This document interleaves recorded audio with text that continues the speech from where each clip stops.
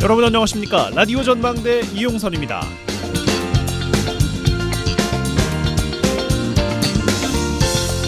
국회의원을 포함한 고위공직자의 재산 신고 공개 대상에 가상자산을 포함하도록 하는 공직자윤리법 개정안이 오늘 오후 국회 행안위를 통과했습니다. 김남국 의원의 거액 코인 투자 논란을 계기로 유사한 개정안들이 최근 잇따라 발의됐는데요. 오늘 통과한 개정안에는 가상자산을 포함하는 것과 함께 사적 이해관계 등록 대상에도 포함시켜서 이해충돌을 방지하도록 했습니다. 이렇게 여야가 신속하게 합의를 이끌어낸 게 최근에는 좀 보기 드문 일이 아닌가 싶습니다. 김남국 의원의 가상자산 논란에 대한 여론이 나빠지면서 행위와 속한 당에도 논란이 옮겨붙을까 재빨리 손을 써야만 했겠습니다만 여전히 국민들의 눈은 국회의원 가상자산 보유 현황 전수조사에 쏠려 있습니다. 사후 약방문 같은 법 개정이 아니라 실질적으로 국회의원들이 가상자산을 얼마나 가지고 있느냐, 그 과정은 공정했느냐, 이걸 스스로 들여다볼 용기가 있는 건지 기다리고 있는 거겠죠. 젊은 국회의원들 사이에서도 이런 주장이 나오고 있는 만큼 국회의 자정 기능을 가늠해볼 기회가 바로 지금이지 않을까 싶습니다. 오늘 라디오 전망대가 준비한 소식입니다. 지역 소식들 뉴스 브리핑 통해서 들어보고요. 한 주간 도정 소식 라디오 전망대 본격 정치 시사 토크 털어보러 준비되어 있습니다. 잠시 후에 뵙죠.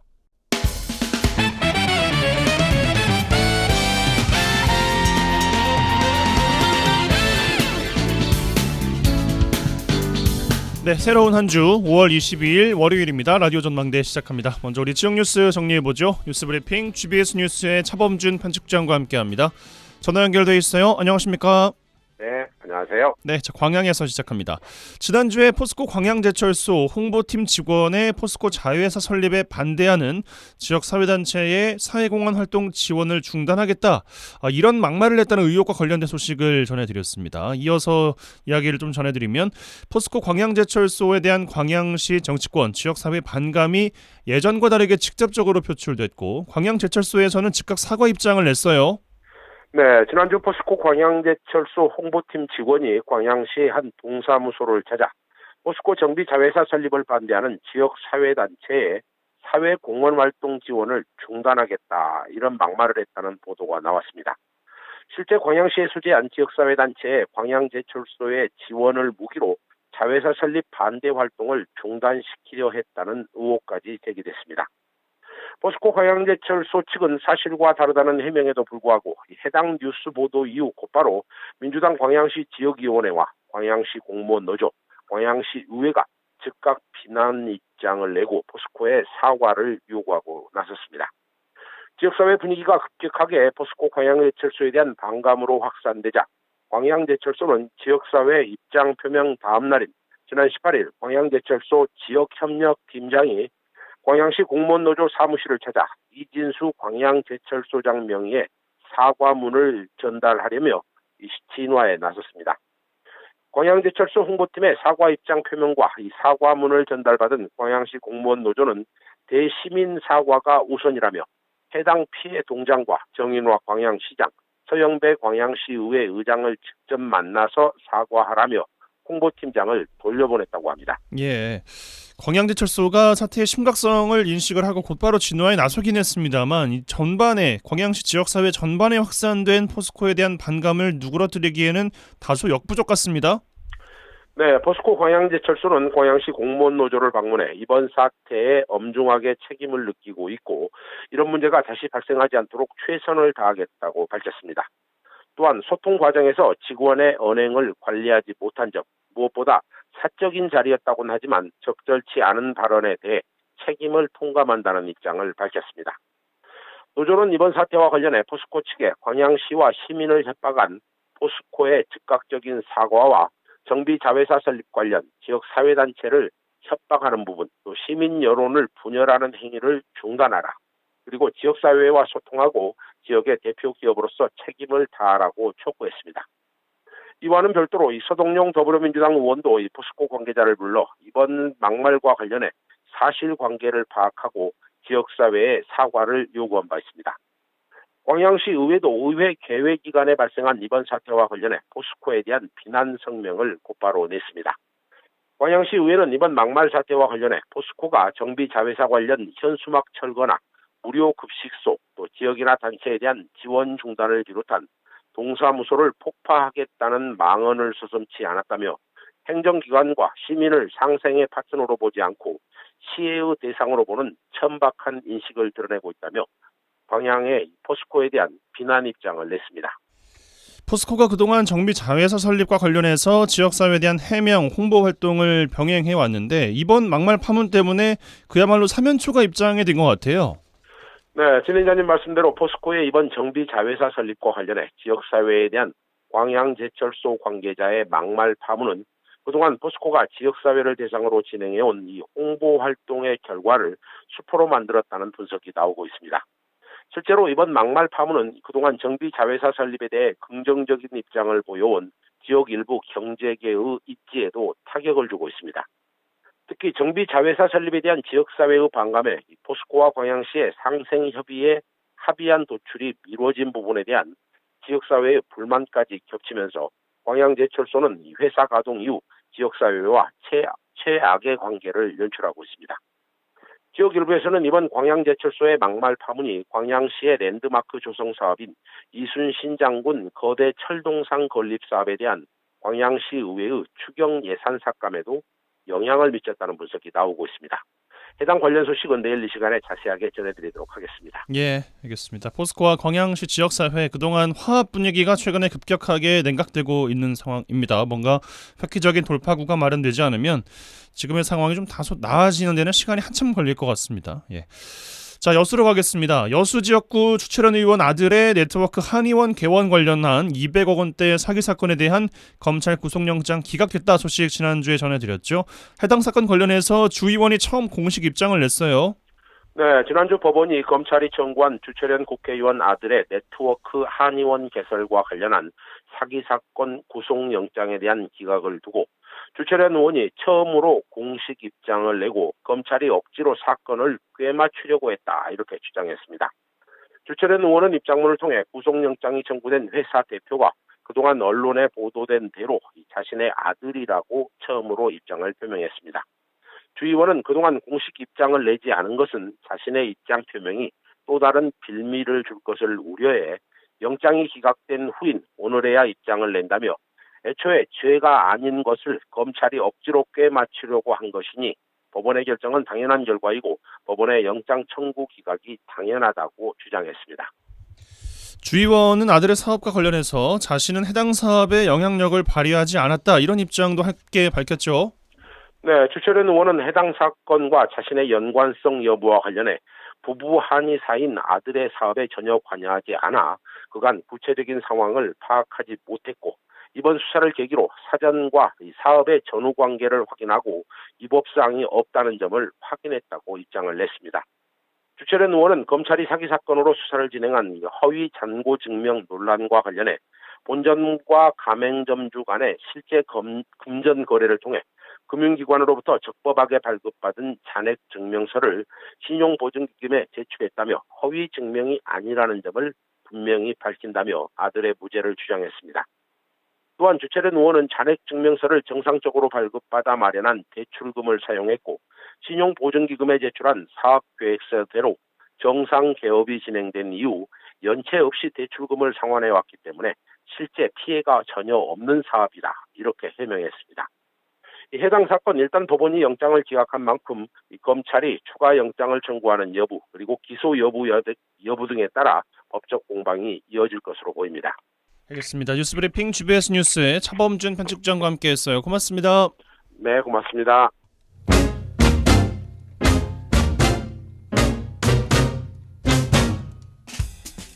1시간만 투자하세요. 지역 이야기를 모아 전해드립니다. 지역 시사는 역시 여수 MBC 이용선의 라디오 전망대.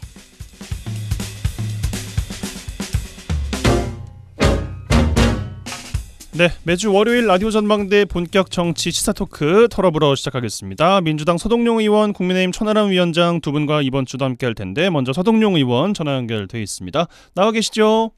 예, 안녕하세요. 서동용입니다. 예, 한 주 어떻게 보내셨습니까? 예, 보통 이제 평일에는 서울에 있고 주말에는 여기를 내려오고 제가 그렇게 해서 활동을 하는데 네. 지난주에는 5.18 이제 전야제가 5월 17일 날 수요일 날에 있어서 그때 내려와가지고 내내 지역에서 좀 활동을 했었고요. 예. 지금 이제 5월이 가정의 달이다 보니까 경로위원 잔치가 굉장히 많았습니다. 그래서 동네마다 다니면서 잔치도 하시는데 좀 뵙고, 그 다음에 이제 광양 노인복지회관에 가서 중과동에 있는데 가서 배식 봉사도 하고 그렇게 많은 분을 뵈면서 보냈습니다. 네. 그런데 가시면 어르신들은 지역에 계신 분들은 보통 어떤 말씀을 좀 국회의원들한테 좀 주십니까?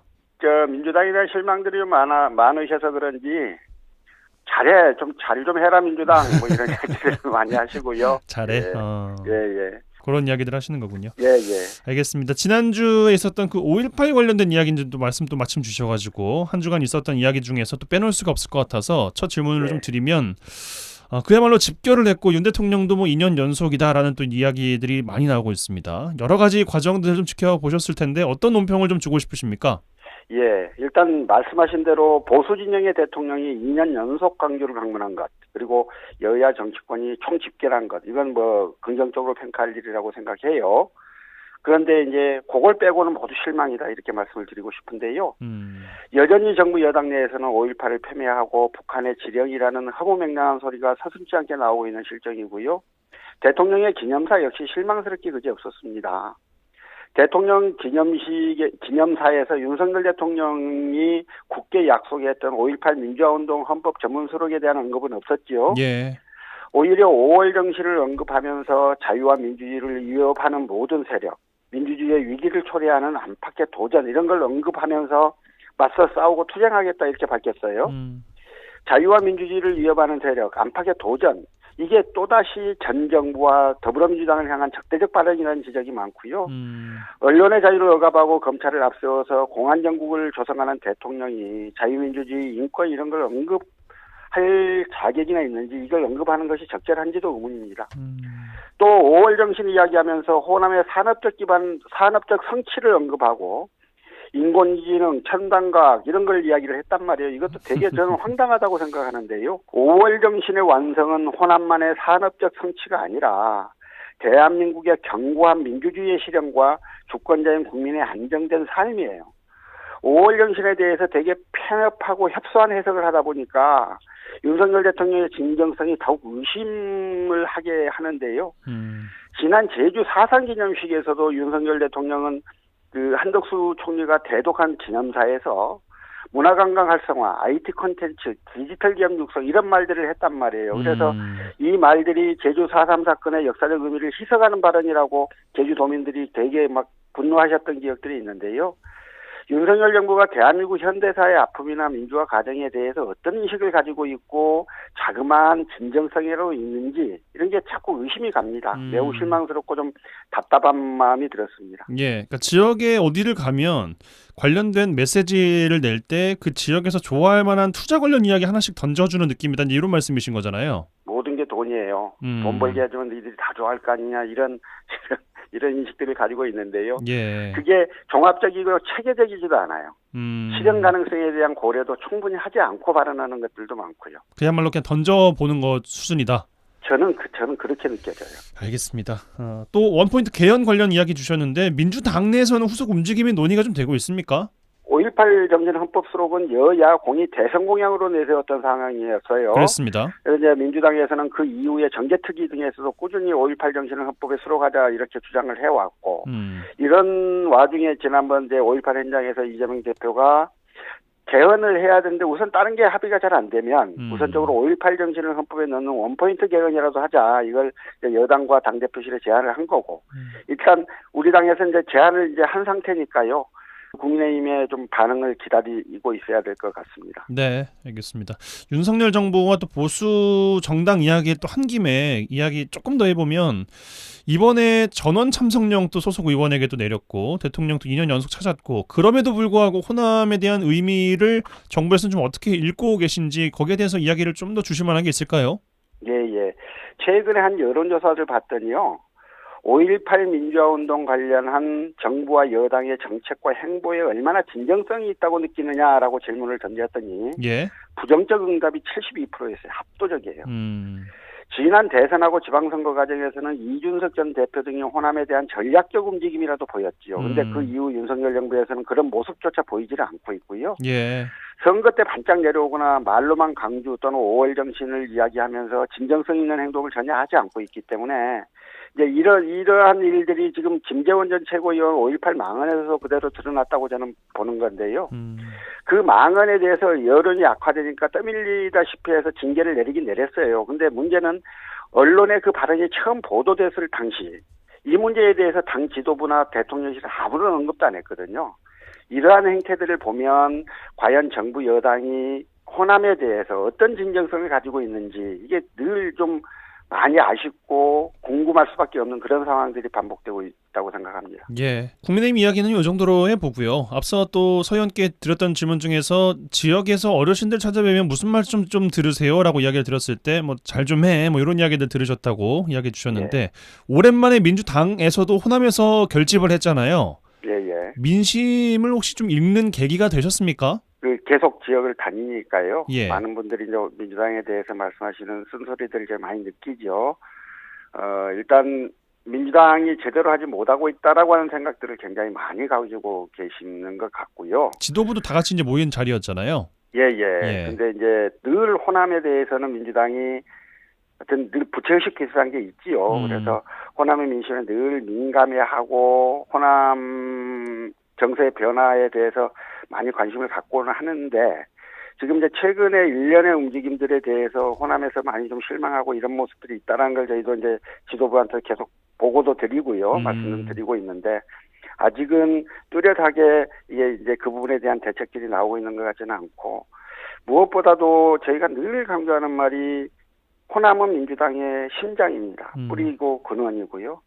호남인민이 요구하는 이 대한민국의 모습, 어떠한 대한민국의 형태를 원하는지, 어떤 정치를 원하시는지 하는 것들이 민주당으로서 늘 관심 가지고 봐야 되는 거고, 그렇지 않으면 민주당에 대해서 호남민들이 또 가차없이 뭐 해초를 들 때는 굉장히 센 해초를 들어오셨잖아요. 예. 이제 그런 것들이 좀 그 총선을 앞두고 굉장히 조심스럽고 좀 그런 부분이기도 합니다. 알겠습니다. 국회 내부로 와서 윤리특위 이야기도 좀 해보겠습니다. 이제 김남국 의원 사태가 국회 윤리특위로 이제 공이 넘어갔고, 뭐 중간에 또 변화라고 하면 가상자산 공개해야 된다라는 쪽으로 이제 바뀌어 나가고 있는 것 같습니다. 예. 뭐 예상했던 바이기도 할 텐데 예. 윤리특위 징계 수위 혹시 어떻게 예상을 좀 하십니까?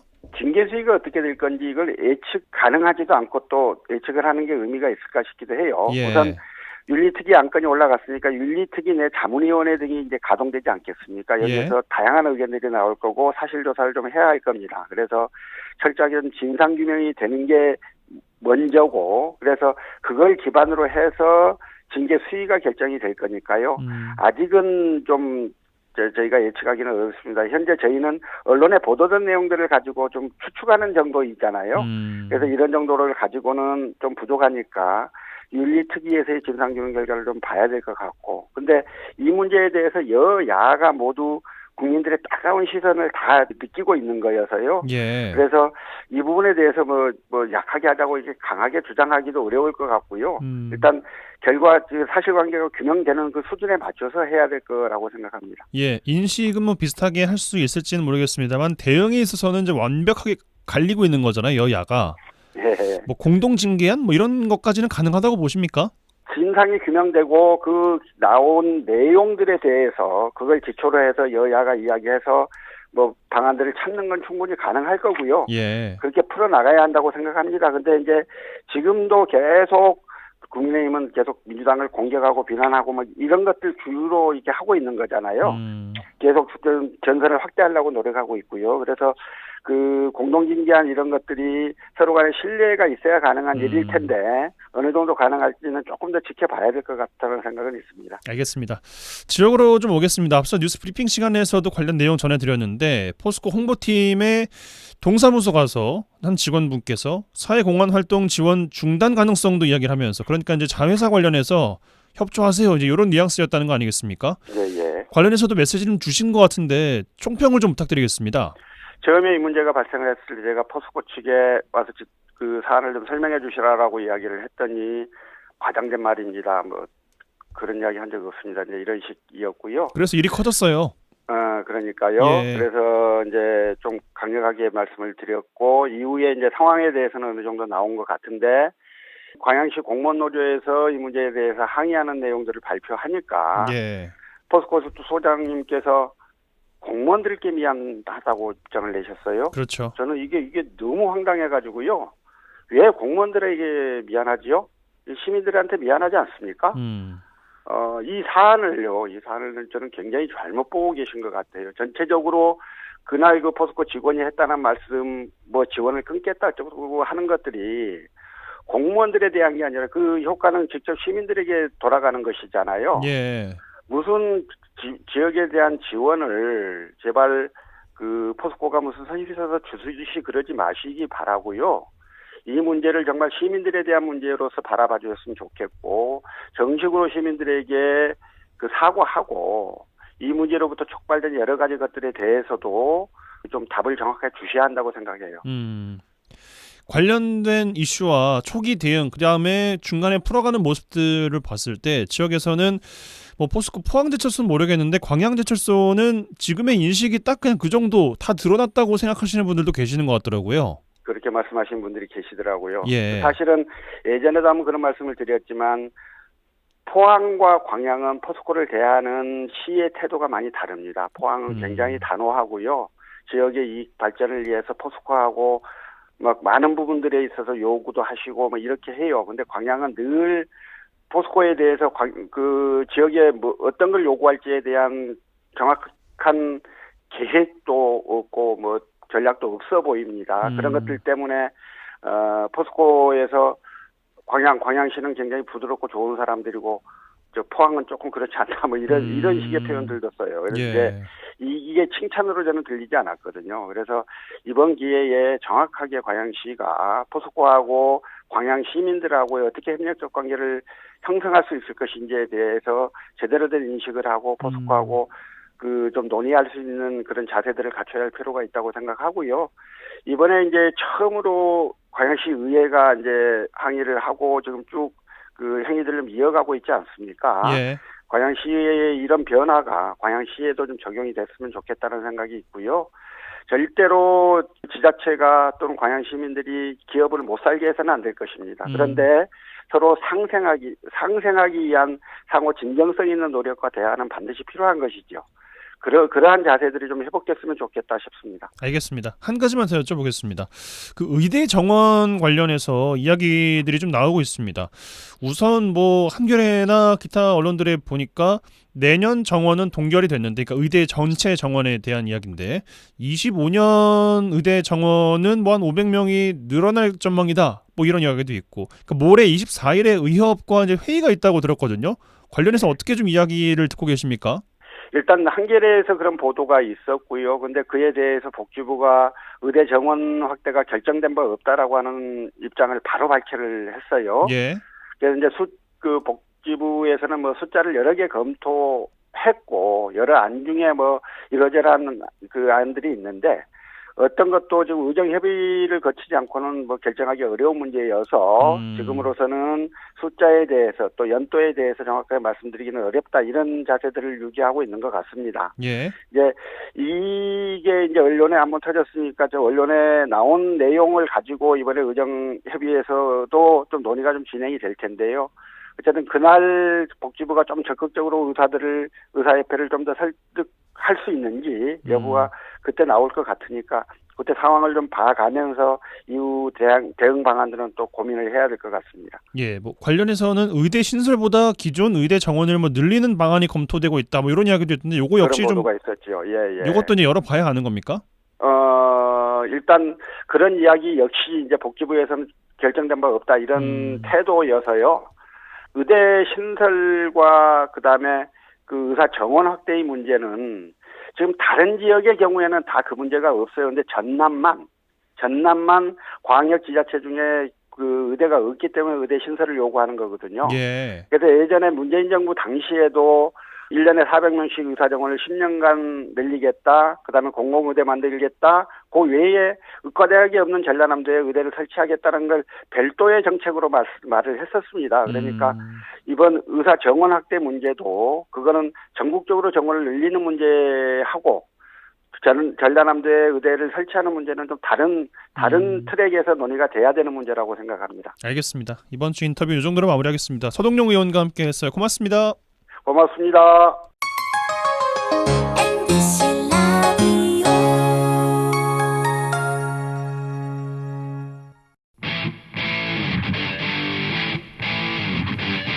젊고 당찬 시사 생활밀착 뉴스 이용선의 라디오 전망대.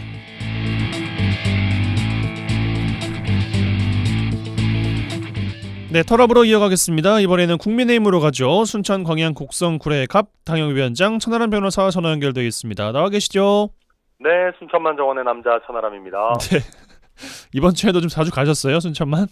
네, 어제 그제 금요일 이럴 때 다 서울에서 아는 분들 많이 오시고 또 그렇게 해가지고요 많이 다녔었습니다. 네. 네. 한 주 어떻게 보내셨습니까? 순천만 말고 광주도 가셨다가 하면 참 바쁜 일주일도 보내셨을 것 같은데. 네, 맞습니다. 사실 지난주가 이제 5.18 43주년 그 추념식이 있는 주였기 때문에 예. 저희 이제 천하용인 그다음에 이준석 대표 같이 5월 17일부터 이제 17일 날 행사 전야제 같이 하고 18일 날까지 광주에 있다가 왔습니다. 예. 전야제부터 쭉 함께 하셨는데 좀 느끼신 게 올해는 좀 다릅니까? 어떻습니까? 우선 느낀 거는 이게 확실히 젊은 세대 참여가 별로 없어요. 네, 이게 제가 이제 전야제 때도 보니까 젊은 세대 참여가 없고 조금 전야제도 아시겠지만 이게 문화제와 약간의 집회적인 느낌과 이런 게 다 혼합된 그런 느낌이잖아요. 예. 그래서 확실히 조금 젊은 세대가 어떻게 이거를 잘 참여할 수 있을까 하는 고민은 좀 많이 들었고요, 보면서. 젊은 세대라고 하면 2030 정도가 해당이 됩니까? 네, 30대까지 모르겠는데 약간 20대 감성에서 보기에는 약간 옛날 느낌이라고 느껴질 수 있을 것 같아요. 실제로 20대 거의 없었어요. 제가 봤을 때는. 뭔지도 잘 모르겠고 이런 느낌이 좀 있었다. 네, 그런 것도 있었고 그다음에 이제 다시 본론으로 좀 돌아와서 정치적인 얘기를 하자면은 예. 저희 천하용인 팀이나 이준석 대표에게는 오히려 격려와 응원을 해주시는 분들이 굉장히 많았습니다. 그리고 다 지나간 슬픈 얘기지만은 천하람이 당대표 됐었어야 되는데 이런 얘기도 굉장히 많이 해주셨고 가정법 과거. 네, 그리고 이제 김재원 최고위원에 대해서는 당연히 불만을 말씀하시고 국민의힘이 좀 잘하려 그러면 왜 헛소리하는 사람들 나오냐 하는 아쉬움을 말씀해 주시는 분들도 있었고요. 예. 그나마 대통령이 와서 다행이다라는 얘기를 하신 분들도 있고 대통령이 뭐 한다고 오냐라는 분도 있고 하셨는데 아무래도 저한테 말씀하시는 거였기 때문에 그런 것도 있겠지만은 그래도 국민의힘이 예전보다는 대통령도 오고 어찌됐든 의원들도 다 오고 이러니까 옛날보단 나아졌다라는 취지로 말씀하시는 분들이 좀 더 많았던 것 같습니다. 예, 많이 오니까는 옛날보다 나아진 면은 없지 않아 있었을 텐데 여전히 그 네. 진정성이라는 키워드를 가지고 이야기를 조금 더 해보면 여론조사 중에서 광주 시민 10명 중에 7명은 진정성을 의심하고 있다 이런 여론조사도 있더라고요. 충분히 그러실 만하고 이제 사실은 저희가 5.18 민주화 운동 관련해가지고 신군부를 어떻게 보면 나름대로 척결하고 또 5.18 민주화 운동을 정말 국가 단위의 기념일로 올리고 하는 거에서 YS 정권이 나름대로 열심히 했거든요. 민주묘역도 조성하고. 근데 그 이후에도 사실 당내에 남아있던 신군부 세력 같은 사람들도 이상한 소리 하는 사람들이 있었을 뿐만 아니라 이제는 국민의힘의 전두환의 잔재 이런 거는 거의 없겠습니다만은 외부의 극단적인 주장을 하는 당원을 쥐고 있다고 하는 전광훈이나 이런 사람들한테 잘 보이려고 하는 사람들이 있다 보니까 자꾸 이제 잊을만 하면 또 이상한 소리 나오고 그래서 이제 일관된 꾸준한 노력을 해야 되는데 그게 뭐 몇 년을 잘 못 가는 것 같습니다. 예. 요 이야기도 좀 드려볼게요. 앞서 서 의원께서도 말씀을 좀 꺼내주셨는데 네. 앞선 제주 4.3 그리고 이번 5.18 보수정부에서는 기껏 잘 찾아놓고 한다는 이야기가 역사 현장에 와서 산업적인 성취, 뭐 관광, 뭐 돈을 얼마를 뭐 요런 이야기를 굳이 역사적 현장에 와가지고 왜 이런 메시지를 내야 되는지 모르겠다. 진정성이 의심된다. 진정성을 이어간다면 이런 이야기 주셨거든요. 아니 뭐 제가 봤을 때는 나름대로 이제 의미가 있는 거라고도 볼 수도 있어요. 왜냐하면은 저도 항상 하는 얘기가 우리가 과거의 문제를 넘어서 가지고 사실 뭐 전남과 광주의 현재의 먹거리 더 나아가서는 미래 비전을 얘기해야 된다라고 늘 얘기하는데 근데 이제 저도 서 의원님이랑 어떻게 보면 약간 비슷한 생각이 있기도 한 게 굳이 그 기념사에서 할 필요가 있느냐. 그러니까 끝나고 나오는 메시지로 주면 충분히 될 텐데. 네네. 저도 그래서 뭐 기념사는 기념사대로 하고 예를 들면 별도의 뭐 최고위원회가 됐든 아니면 별도의 대통령께서 뭐 일정을 하나 잡으시든 그렇게 하면 더 좋겠나 하는 부분은 뭐 저도 일부분 공감하고요. 그래요. 그럼에도 불구하고 아마 대통령 생각 자체가 결국은 이 민주화를 위해서 노력했던 그런 것이 결국 좀 자유롭고 뭔가 번영한 그런 뭐 국가와 지역 사회가 되기를 바라는 뜻 아니었겠나 이런 식으로 생각하시는 것 같아요. 뭐 그 의도 자체가 나쁘다고 생각하지는 않습니다. 알겠습니다. 변호사님께서는 그 당협위원장으로서 쭉 윤 정부의 호남 정책에 대해서 호남 행보에 대해서 다 봐오셨잖아요. 네네. 2년차 접어들고 있는데 어떻게 좀 총평하시겠어요? 일부 성과들도 있었죠. 일부 성과들도 있었고, 그 이정현 의원을 포함해가지고, 균형발전위원회 같은 데서 열심히 하고 있는 부분들도 있습니다. 그런데 제가 걱정하는 것은 결국은 조금 더 많은 성과들이 사실 좀 나와줘야 됩니다. 이게 단순히 장관급, 차관급의 사람이 몇 명 있고 없고 이런 문제보다도 좀 국민 지역사회와 호흡하는 그런 좀 성과들이 나와야 되는데 이대로 가다가는 또 대선 때 했던 공약을 다시 한번 총선 때서 반복하는 그런 모양새가 될 수 있거든요. 그래서 결국 그런 걸 어떻게 잘 갈무리할 거냐. 나름대로 열심히는 하고 있는데 아직까지 그렇게 복합 쇼핑몰이나 이런 부분들도 진척은 있습니다만은 아직 완전히 마무리된 프로젝트들은 그렇게 많지는 않은 것 같습니다. 예, 좀 더 지켜볼 대목이다 이런 말씀이신 네. 것 같습니다. 주말 사이에 윤 대통령께서 히로시마 갔습니다. G7 관련해서 한미일 또 정상회담도 하고 오셨는데 어떤 총평 주고 싶으세요?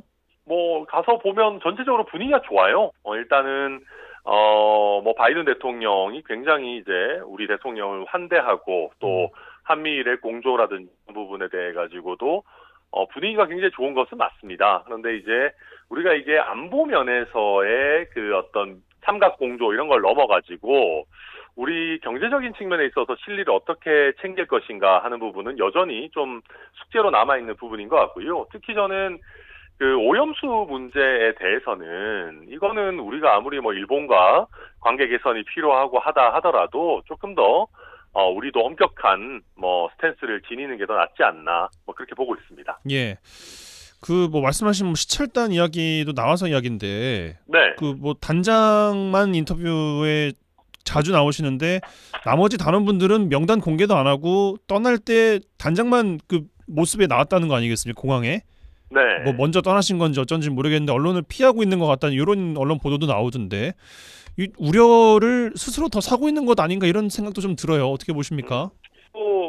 저는 이해가 가는 면도 있어요. 그러니까 아무래도 이제 언론에 노출이 되면 여러 가지 면에서 좀 압박도 받을 수 있고 또 이게 정쟁의 소재가 될 수도 있고 그런 거 이해는 됩니다만 어찌됐든 우리가 시찰단을 보내고 하는 것이 또 국민들의 우려를 불식시킬지 아니면 아니면 우려를 더 키울지 그거는 이제 결과를 봐야 됩니다만은 어찌됐든 신뢰를 보내줘야 되는데 이게 너무 단장님만 공개돼 있다라고 하는 것은 제가 봐도 조금 그 투명성이나 신뢰성을 높이는 데는 그다지 좋은 방안은 아니다.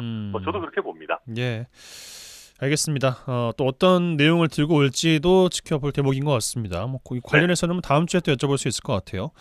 자, 국회로 넘어와서 윤리특위 여야 삽법 싸움이 이제 시작된 모양새입니다. 김남국 의원 사태가 윤리특위로 공이 넘어갔고 국민의힘은 제명까지 거론하고 있는데 실제로 제명까지 이어질 거라고 예상하십니까? 만약에 어떤 로비를 받았다거나 정말 뇌물성 사전 정보를 줬다면은 제명해야 되겠죠. 그거에 대해서는 뭐 대부분의 국민들이 다 동의하실 겁니다. 그건 이제 제명뿐만이 아니라 사실은 뭐 어떤 형사적 처벌까지도 문제될 수 있는 사안일 것이고요. 그렇지만은 저는 이런 류의 어떤 정치적인 어떤 주장 말고 뭐 사퇴해라, 뭐 탈당해라 이런 거 말고 뭐 탄핵이라든지 아니면 국회의원 제명이라든지 이런 거는 다소 법률적인 이제 절차로 들어간 거 아니겠습니까? 예. 그런 좀 법률적인 절차로 들어갔을 때는 우리가 좀 차분해져야 된다고 생각합니다.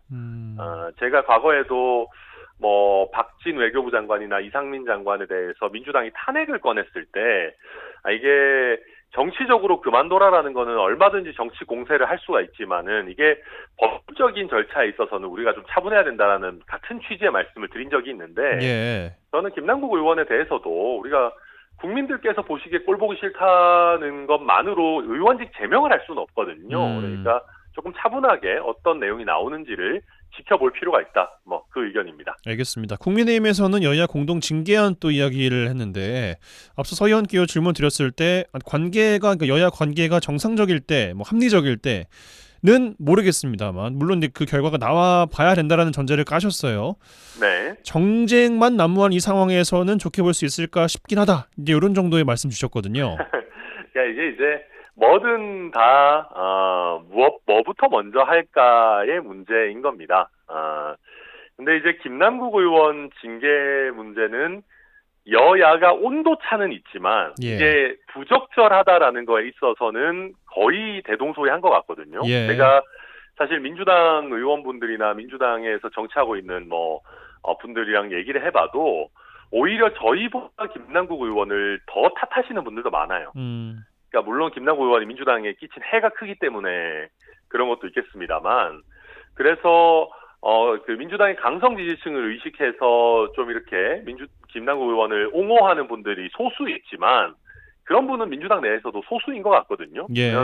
어느 정도 여야가 공감대 있는 이슈부터 뭐 한번 이게 정치 개혁의 일환일 수도 있는 거니까요. 우리가 맨날 국회의원 자기 식구 감싸기만 여야 막론하고 계속 해왔으니까 뭐 한 번 정도 이런 데서 또 힘을 합쳐보는 선례를 만드는 것도 뭐 나쁘진 않다고 생각합니다. 네, 알겠습니다. 지역으로 넘어와서 이번 주에는 어떤 질문을 좀 드릴까 고민을 좀 하다가 최근에 왜 이정현 전 의원 관련된 질문 드린 적 있었잖아요.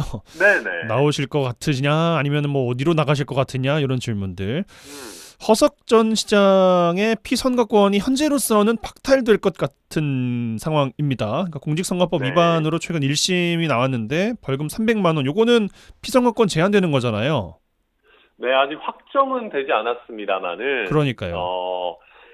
민주당이든 저희든 1심에서 피선거권 제한형이 나온 인물을 잘 공천하지 않습니다. 그러니까 최근에 민주당에서 1심 판결이 나왔더라도 공천 배제는 안 하는 룰 변경이 있어가지고 예. 이게 또 뭐 자기 식구 감싸기냐 뭐 이재명 대표 조국 장관 구하기냐 막 얘기가 많았기도 했는데, 그래서 바뀐 민주당의 룰에 의하면 허석 시장 같은 경우 허석 전 시장도 출마가 원천 봉쇄된 건 아닙니다. 그렇지만은 허석 전 시장은 좀 뭐 표현이 이상하지만은 이재명 대표는 아니잖아요. 그렇기 때문에 그런 어떤 예외가 인정될 가능성은 현재로서는 낮아 보이고 그러면 사실상 공천에서는 조금 멀어진 거 아닌가 그렇게 평가가 됩니다. 그럼 현재까지 판단하고 계시기에 민주당 순천 지형 예상하고 계신 인물이 있습니까? 네, 몇 분 있죠. 몇 분 있는데 이거는 이제 뭐 제가 이분이 될 겁니다 그러면 그분이 싫어할 수도 있으니까요. 그래서 그리고 실제 이게 여론도 여론이지만은 특히 민주당 당내 경선 같은 경우에는 민주당 권리당원들의 또 선택이 기본적으로 중요한 것이기 때문에 어떤 분이 현재로서는 뭐 당원들을 많이 하고 있는지 바깥에 있는 제가 뭐 정확하게 알 수 없는 거니까 언급하는 거는 좀 뭐 적절하지 않은 것 같습니다. 알겠습니다. 이번 제 주인 코가 석자죠, 뭐. 예. 그거 뭐 누가 오든 뭐 누가 와도 쉬운 싸움이 아닙니다, 이게 지금. 예. 알겠습니다. 이번 주 인터뷰 이 정도로 마무리하죠. 고맙습니다. 네, 감사합니다. 네, 지금까지 털어불어 국민의힘 순천 광양 곡성 구례갑 당협위원장 천하람 변호사와 말씀 나눴습니다.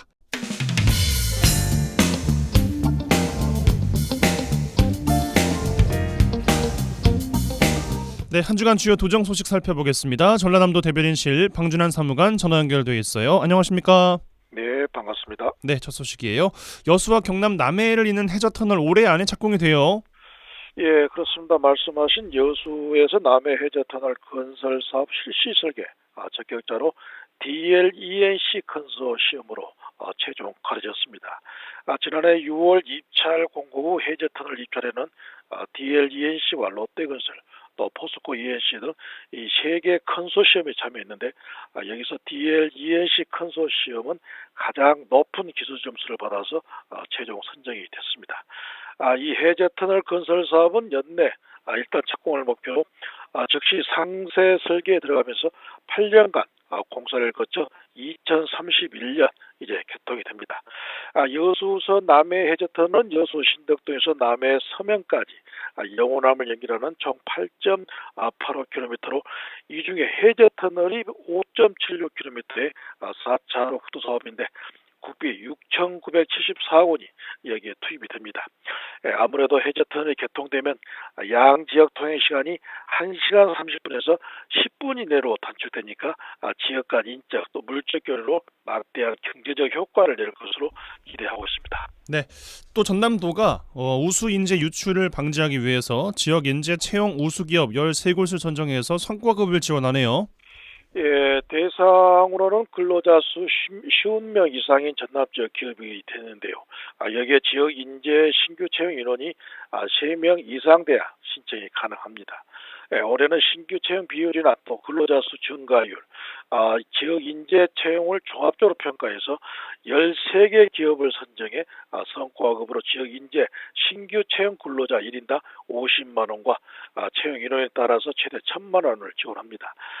도의 이런 지원은 지역 내 우수한 인재 유출을 방지하면서 지역 정착을 유도하는 선순환 일자리 체계를 만들겠다는 의지가 담아있죠. 전남도는 2019년 12개 기업을 시작으로 지난해는 13개 기업 등 모두 50개 기업을 선정해서 829명의 지역 인재 채용에 대한 성과급으로 4억 원을 지원한 바 있습니다. 네, 또 전남도가 24시간 위기가구 지원 콜센터를 가동하고 있어요. 예, 힘겨울 땐 120번, 우리 동네 복지기동대가 달려갑니다. 이 슬로건으로 앞으로 한 달간 집중 홍보에 들어갑니다. 지난해 9월부터 전남도가 운영한 24시간 위기가구 지원 콜센터를 많은 도민들에게 더 알리기 위해 전남도와 22개 모든 시군과 함께 매스컴은 물론 판상회보를 통한 대도민 홍보전을 펼치게 됩니다. 24시간 위기가구 지원 콜센터는 지금까지 618건의 상담 민원을 처리했는데 이 중에 94건이 복지 민원으로 경제위기에 놓인 12가구에 대해 긴급복지 지원과 82건은 사례 관리를 통해 위기가구를 지원했습니다. 전남도는 지난 4년간 총 95,268가구에 대해 148억 원가량을 지원한 바 있습니다. 네, 또 전남도와 고흥군 한화 에어로스페이스 고흥을 우주발사체 산업의 중심지로 육성하는 우주발사체 산업 클러스터 구축에 따른 업무 협약을 맺었어요. 예, 그렇습니다. 이번 협약으로 한화 에어로스페이스는 국가 산단의 발사체 구성품 제조 기술을 구축하고 전남도와 고흥군은 원활한 사업 추진을 위해 행정 지원에 들어갑니다. 한화 에어로스페이스는 순천 율촌 산단에 발사체 탄 조립장을 구축기로 확정한 상태에서 향후 고흥에 발사체 클러스터 부지가 조성되면 여기에도 발사체 핵심 구성품 제조시설 건설 계획을 내놓아 전남의 우주 발사체 제조시설 투자 의지를 다졌습니다. 한화 에어로스페이스의 발사체 구성품 제조시설이 구축이 되면 고흥은 이제 명실상부 우주 발사체 산업의 중심지로 부상하게 될 것으로 한껏 기대하고 있습니다. 이 전남도는 고흥 우주 발사체 국가산업단지 조성과 우주 개발 핵심 기반시설 조성이 차질 없이 이루어지도록 정부 예산 확보와 또 우주 발사체 산업 클러스터 구축의 민관 협력 체계를 더 견고히 해나갈 계획입니다. 네, 관련 소식인데요.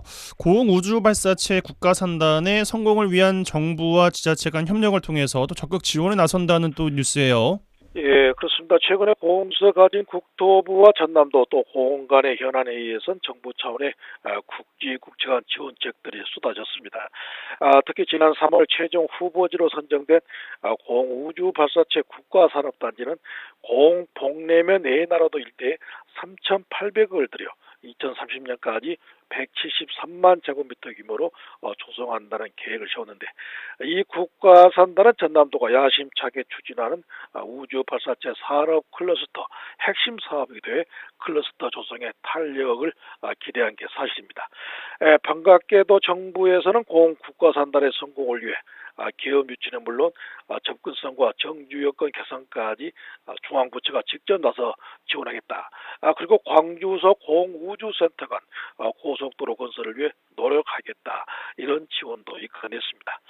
여기에 전남도는 정주 여건 개선을 위해 지역 소멸 대응기금 500억 원 전체를 투입할 의지도 있다. 이렇게 화답을 했습니다. 이번 현안회의에서 전남도는 미래 첨단 소재 국가산단 지정과 또 무안국제공항, 서남권 관문공항 육성, 남해안 발전, 남해안 종합개발청 설립, 전라선 고속철도 건설 예타 면제 등 이 7건의 지원을 정부에 요청을 했습니다. 네, 또 전남도가 2025년 도심 항공교통 상용화를 목표로 하늘길 선점에 나선다는 소식이에요. 예, 도심 항공교통 조기 상용화 생태계 구축을 위해 남해안 공항벨트 조성과 긴급 수송 분야 등과 연계한 전남형 도심 항공교통 항로 개선에 따른 연구 용역 추진에 들어갑니다.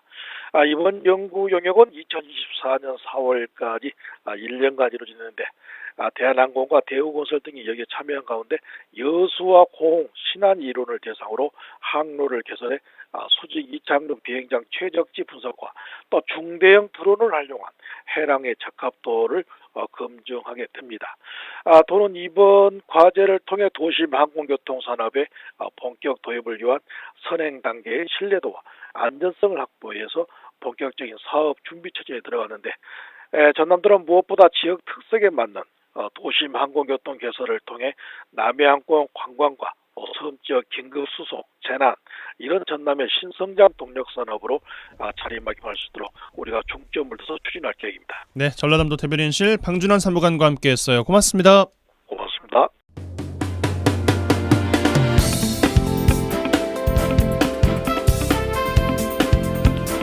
네, 5월 22일 월요일 라디오 전망대 오늘 준비한 소식은 여기까지입니다. 오늘도 고생 많으셨습니다. 마무리 잘 하시기 바라겠습니다. 내일 저녁 6시 5분에 다시 뵙죠. 이용선이었습니다.